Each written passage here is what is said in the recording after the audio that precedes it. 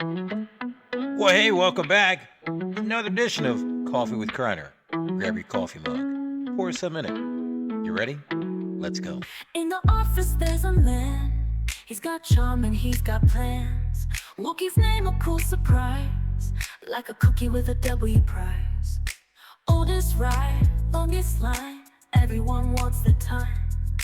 Wookie's got that special sway, takes you on a trip each day.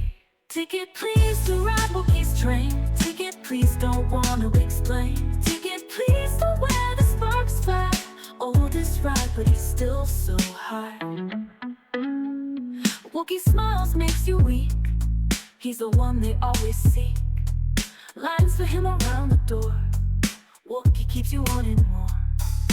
Oldest ride, keeps it real. Longest line, it's the deal. Wookie's love never fades. Timeless charm in the shades. Ticket please to ride Wookie's train. Ticket please, don't want to explain. Ticket please to where the sparks fly. Oldest ride but he's still so high.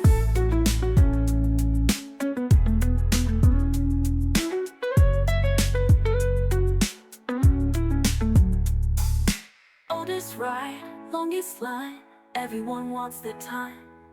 Wookie's got that special sway, takes you on a trip each day. Ticket please to ride Wookie's train. Ticket please, don't want to explain. Ticket please to where the sparks fly.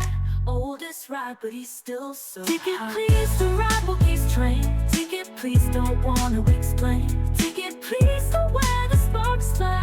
Oldest ride but he's still so high.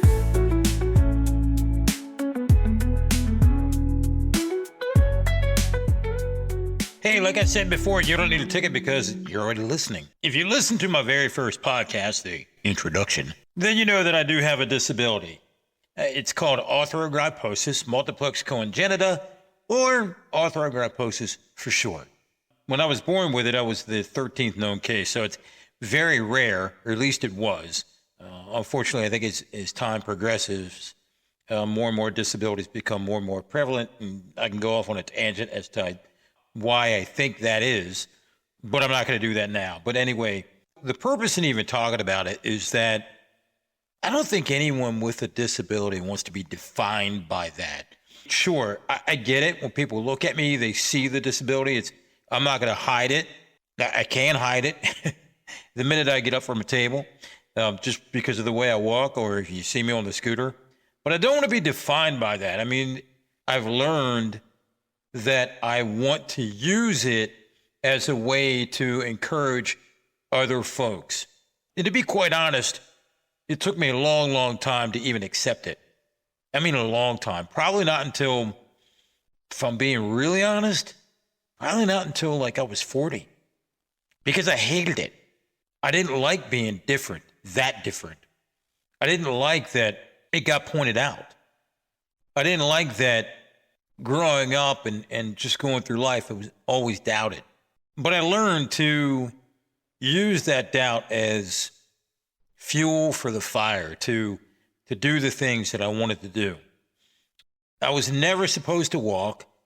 I was never supposed to live past the age of 12. I've done both. Being 58, certainly have passed the 12-year-old mark, right? The doctors told my mom that I'd just be on my back and just a level or two above a vegetable. Something that really sticks out to me is I can remember being in the 7th grade, and the gym teacher was Mr. Fields. Mr. Fields was a hard ass. He was a former Marine drill instructor. It's time for us to go run cross country. And so the cross country path, I want to try to paint the picture for you. Imagine just a track, right? Track and field track. The path started at the start line, and we would go around about half the track and run down a hill into the woods, make a left at the bottom of that hill to go up actually into the woods, and there was a hill there. In the woods, we run up a hill. There was a log, I remember a log to jump over, and then at the top of the hill in the woods, we'd make a left, basically a U-turn, come back down, jump back over the log, come about halfway down the hill, and there was another path to the right that led out of the woods. So we'd come up that, and that led to the last half of the track, and then we'd run the track all the way around. It was about maybe, I don't know, was it a mile? But regardless, Mr. Fields comes to me and says, Kreiner, next week, we're going to put you in shop class. And I said, why? And he said, because we're running cross country and you can't do it. And I said, who said I can't do it? He said, well, I did. And I said, Mr. Fields, I can do it. No, you can't. Yes, I can. Give me the shot to do it. So, yeah, I did it. I found out later on that these kids that couldn't run at all, they had asthma. They said that when I went down into the woods, Mr. Fields stood up and said, I guess that little SOB is going to do it. Yeah, I did do it. I've hated being doubted my entire life. It's like, man, why? What gives you the right to doubt what I can do? Why don't you give me the benefit of the doubt? And I've had to work through that my entire life, man. I wrestled from 5th grade through high school. And what's really ironic is that in 5th grade on, or 5th grade through 9th grade, I dealt with Mr. Fields. So looking back, this is the first time this is really hitting me. How dare him doubt me running track when he saw me wrestle from 5th grade through 8th grade? But anyway, I went to 2 different high schools. So the first high school was a lot bigger than the second high school. So I go to 9th grade and I go out for the wrestling team, and I really felt like I wasn't given a shot. And it pissed me off. Coaches really didn't kind of work with me. They kind of, I always say work with me, like pull me aside. But I felt like I was blown off. I felt like they just kind of placated me, like, okay, here we have the disabled kid on the team. Look at us because it makes us feel good. And it just really felt like I wasn't part of the team. And then so we moved. We moved from Graysonville, Maryland to Denton, Maryland. And if you're not from Maryland or not from the Eastern Shore, none of that's going to matter to you. But the point is, transferred high schools and went to North Carolina High School. One of the best things ever happened in my life. The coach there, Coach Chuck Petrick, really gave me a shot. He didn't cut me any breaks at all. When the team ran blues in the gym, I ran blues in the gym. Now, I wasn't as fast, not nearly as fast at all, but he still made me do it, and I loved it. You know why? Because he gave me a shot. Coach Petrick never, ever treated me differently, ever. And I think that's the whole point of this episode of this podcast is, well, a couple things, a couple points. Number one, all of us have something different with us. If you wear glasses, you got a disability. Sorry, you do. Some folks have speech impediments. Some folks have issues with circulation. That's a disability. So whether you can see it or not, each one of us is carrying an issue. Even if it's a self-esteem thing, it's an issue. For those of us that have a physical issue, I just don't want to be defined, man. I want to be defined by me and the things that I do. And if I've inspired you, yeah, I guess it's kind of a catch-22. The hell am I trying to say here, man? This is challenging because I know what I'm trying to the point I'm trying to get across. When I say I don't want to be defined as being disabled, I don't want to be looked down upon because I have a disability. And man, I've been through it. I mean, dating has been challenging. Thankfully, my ex-wife, even though things happened, I never felt like she never made me feel disabled at all. And I've had people that do that. And I've seen people do it to other people. And I'll give you an example. When I was on the radio, and I was doing nights 7 to midnight, and thankfully I was really successful at it there, and the show was pretty popular and stuff. Phone would ring off the hook. Now, I got a call from this kid named Juan. And he told me that he was blind, but he wanted to intern. I said, all right, man, come on in. It didn't matter to me at all. He could read Braille, and he had an incredible memory. And so we talked, and I said, listen, man, I want you to answer the phones for me. We're going to put Braille on line 1, Braille on line 2, so you know the difference. You're going to answer the phones for me because it gets nuts. And then I need like really good voices. You know, talk to them, ask them what they're calling for. find out if there's a story. That way I can put that on the air. Juan was really good at that. So he's in the studio with me interning. It was during the summer. I don't know what month, but I remember it was during the summer. And the sales lady comes in to say she's going home for the night. And her name was Marianne. She had a great heart. Marianne had a great heart. She looks at Juan, like yells, "How you doing, Juan? It's Marianne." And I looked at her and I said, "Marianne, he can hear you. He just can't see you. He's blind, not deaf." Juan cracked up. And as we went along, Juan asks, as anyone would, "Hey, Wookie, where's the bathroom?" So I gave him directions. And he looks at me. He says, "Well, you're not going to help me. You're not going to go with me? Lead the way?" I said, "What? For what? You need me to turn the lights on? You're blind, dude." And he laughed. But he really appreciated the fact that I didn't look at him, or I didn't view Juan as a blind person. I knew he was blind, just like I knew he had dark hair. But I did not allow that to define him. I looked at his abilities, and I let those abilities define him. When you see someone that's disabled, and by the way, I hate the word handicapped. I hate it with a passion. If you ever see me, or you know what, if you see anyone else with a disability, don't call him handicapped. I had a great friend of mine. He was best man at my wedding, Rob. Rob happens to have cerebral palsy, and that's not why he was my best man. He was my best man because Rob he's one of my best friends. And oh my gosh, he's funny. He's got 2 masters. He's incredibly intelligent. Rob had told me a long time ago that the word handicap derives from Old English term. It's an Old English term.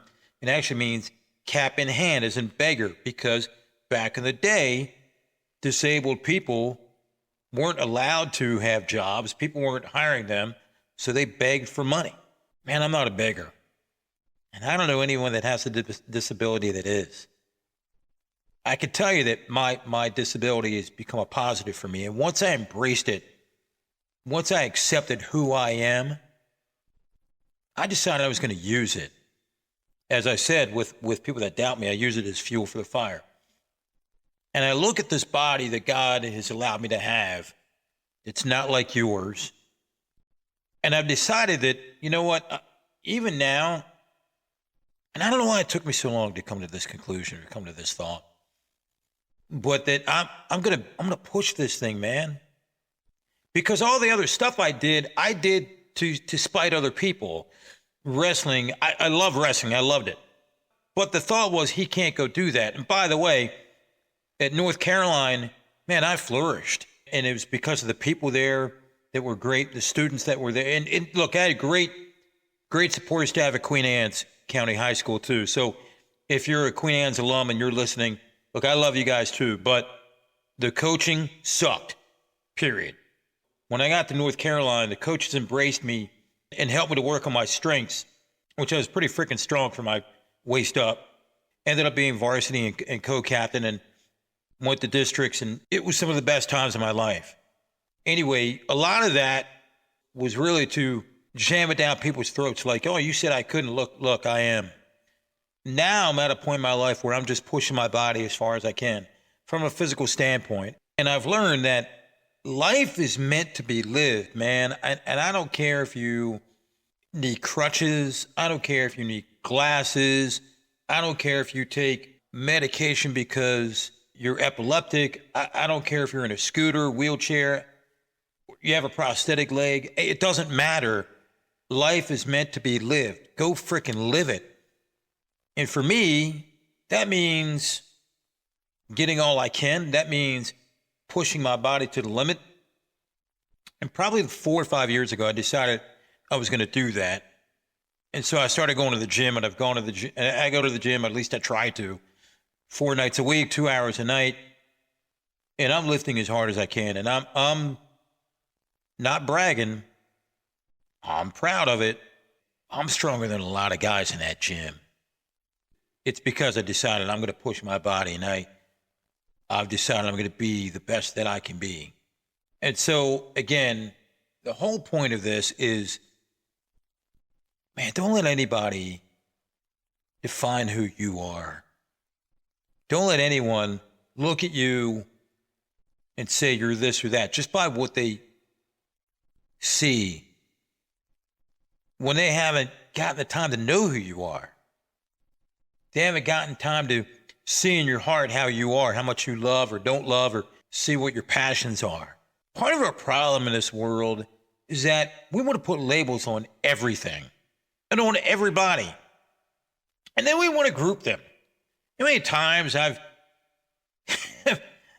you should go talk to this person. They have a disability. Well, so I should go talk to them because they have a disability too? Not because she's really attractive or she's really smart.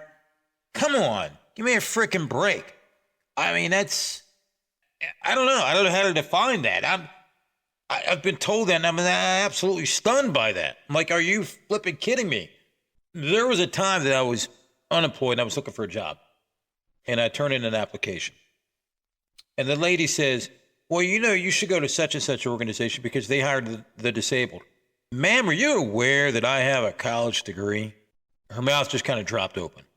If we can get to a place in our lives where we stop labeling people and we just start really looking on the inside and getting to know people, man, we'll all get along a lot better. Now, I understand from a dating standpoint that we're all attracted to who we're attracted to and what we're attracted to. I mean, me personally, I'm kind of, I like thick. And I always say, no one ever orders a thin milkshake. So that's just kind of me. We like what we like, right? But if we can get away from just grouping people into labels and sectioning people off, life will be a lot better. So remember, if you see me out in public, don't call me disabled. Call me Wookie. Hey, thanks for listening to this episode of Coffee with Kreiner. And as always, do me a favor. Hit the like button, share, and subscribe. I'll talk to you soon. In the office there's a man.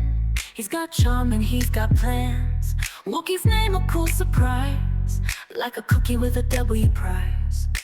Oldest ride, longest line, everyone wants the time. Wookie's got that special sway, takes you on a trip each day. Ticket please to ride Wookie's train. Ticket please, don't want to explain. Ticket please to where the sparks fly. Oldest ride, but he's still so high. Wookie smiles, makes you weak. He's the one they always seek. Lines for him around the door. Wookie keeps you wanting more.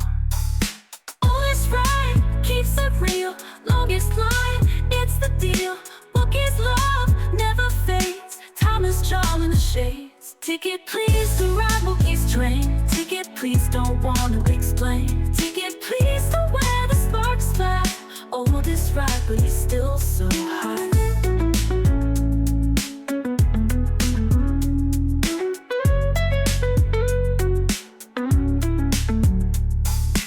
Oldest ride, longest line, everyone wants their time. Wookie's got that special sway, takes you on a trip each day. Ticket please to ride Wookie's train. Ticket please, don't want to explain. Ticket please to where the sparks fly. Oldest ride, but he's still so high. Ticket please to ride Wookie's train. Ticket please, don't want to explain. Ticket please